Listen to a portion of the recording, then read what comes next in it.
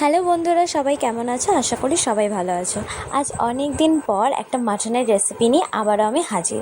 আজকে বানাবো হান্ডি মাটন।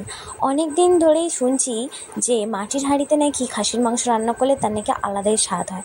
তাই আমিও ভাবলাম যে একবার বাড়িতে বানিয়ে ট্রাই করেই দেখি। চলো তাহলে রেসিপিটা চালু করি। 1 কিলো খাসির মাংস ভালোভাবে ধুয়ে নিয়েছি।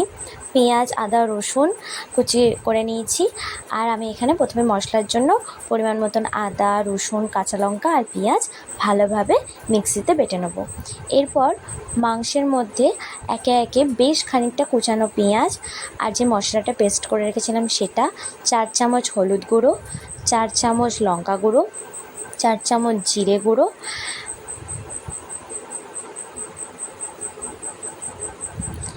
আর দিয়েছি Kashmiri red chilli powder. Kashmiri red chilli পাউডারটা দেওয়া একটাই কারণে, এতে রঙটা খুব ভালো আসে আর তেমন ঝালও হয় না। দিয়েছি পরিমাণ মতন চিনি, আর যেহেতু 1 কিলো খাসির মাংস তাই 200 গ্রামের মতন টক দই ফেটিয়ে দিয়েছি। আর বেশ খানিকটা সর্ষের তেল দিয়েছি, আর দিয়েছি শেষে পরিমাণ মতো নুন দিয়ে ভালোভাবে মাংসটাকে একদম ম্যারিনেট করে নিয়েছি। দেখো আমি কিন্তু ভালোভাবে মাংসটা মাখিয়েছি। আর যতক্ষণ মাংসটাকে ম্যারিনেট করে রাখবে, কেউ যদি ওভারনাইটও রাখতে চাও রাখতে পারো। আমার হাতে যতটা সময় ছিল আমি 1 ঘন্টার মতো রেখেছি। এরপর নিয়েছি মাটির হাঁড়ি। এরপর বেশ খানিকটা হাতে সর্ষের তেল নিয়ে ভেতরে ভালোভাবে গায়ে সর্ষের তেলটা মাখিয়ে দিয়েছি। মাখিয়ে দিয়ে ম্যারিনেট করে রাখা যে মাংসটা সেটা একে একে দিয়ে দিয়েছি। দিয়ে দেওয়ার পরে ওপর থেকে দিয়েছি কুচি করে রাখা টমেটো, আর দিয়েছি ভেজে রাখা আলু। দেখো আমাদের বাড়িতে আলু ছাড়া কেউ খেতেই চায় না, তাই আলুটা আমাদের দিতেই হয়েছে। তোমরা যদি না চাও তো দিও না। আর দিয়েছি ছোটো ছোটো পেঁয়াজ, বাজারে দেখবে এই পেঁয়াজ এখন খুব পাওয়া যাচ্ছে।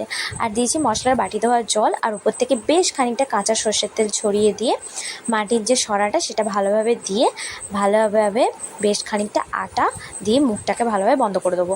দেখো মুখ যদি ভালোভাবে বন্ধ না করো তাহলে কিন্তু মাংস সিদ্ধ হবে না, চারিদিক থেকে হাওয়া লিক করবে। এরপরে প্রথম 5 মিনিট আমি হাই ফ্লেমে দিয়েছি, তারপরে 1 ঘন্টার মতো আমি মিডিয়াম ফ্লেমে দিয়ে রান্না করেছি। এবার অনেকেই বলে মাটির হাঁড়িতে নাকি প্রেশার কুকার ছাড়া নাকি মাংস সিদ্ধ হয় না। তার সবথেকে বড় প্রুফ এখানেই দেখতে পাচ্ছ। ভিডিওটা ভালো লাগলে অবশ্যই লাইক করো, চ্যানেলটি সাবস্ক্রাইব করতে ভুলো না। ফিরছি আবারও একটা নতুন ভিডিও নিয়ে।